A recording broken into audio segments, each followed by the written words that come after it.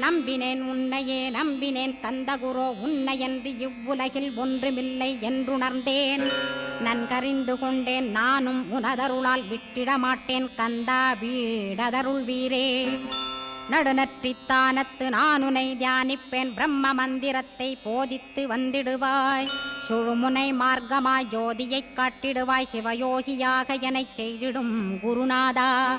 ஆசையறுத்து அறநடியைக் காட்டிவிடும் மெய்யடியராக்கி மெய்வீட்டில் இருத்திவிடும்.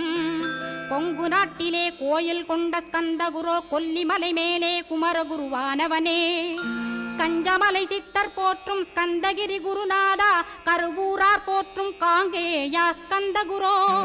மருதமலை சித்தன் மகிழ்ந்து பணி பரமகுரோ சென்னிமலை குமரா சித்தர் கருள்வோனே.